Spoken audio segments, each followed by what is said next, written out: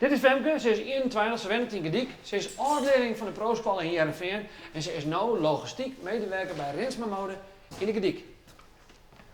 Hey Femke. Hoi. Wat gaan we hier doen? Jullie aan het werk zetten. Is het mijn werk zetten? Ja. Oké. Het wil naast het pallet wel die kant uitrijden. Ja? Maar je moet je wel del zetten en dan pakken we een wasken. Mag ik nog niet welke? Nee, op de tafel. Ja. Pakken we een skeren. Yes. Alles bericht? Ja. Oké.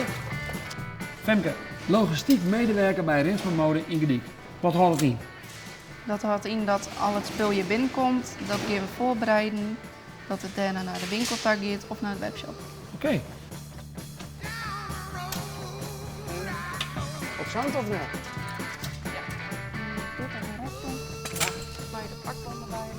Ah, ja. Tuurlijk. En wat maakt het in Word dan zo leuk?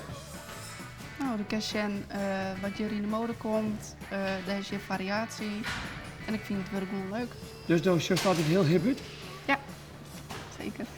Dan rol je dit naar de goede afdeling. En hoe weten we dat het een goede afdeling is? Nou, wij hier boven hebben stickertjes in je.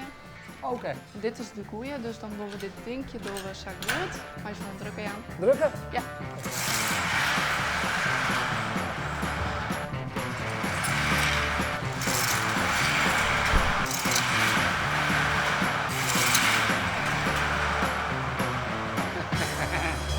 Nooit gebeurd. Oké. Hey, en hoe zorgt dat in de toekomst, Fanny? Ik wil letter in de winkel gaan staan, achter de kassa of klanten helpen. Dat is mijn doel. Dus dat was heel graag bij Rinsma Mode in de winkel staan. staan, ja. Dus dat in baas nou zocht, Femke in de winkel. Ja. Van beneden naar boven of van boven naar beneden? Van beneden naar boven. We hebben hier een dubbele maat, S. Dit wordt gefotografeerd en dat komt op de website. Oké. Dus die hingen we hier omhoog. Femke Doop is het voorbeeld van leerlingen op het praktiek-onderwijs dat ze wel degelijk een leuke baan vinden kunnen. En dat er dus ook wel bedrijven zijn die echt wel zitten te wachten op ben van het praktiek-onderwijs. Wat zoest die leerlingen mooi aanvallen? In jezelf leeuwen. Dat vind ik echt een hele goede conclusie. Ja. Tik hem aan, Femke.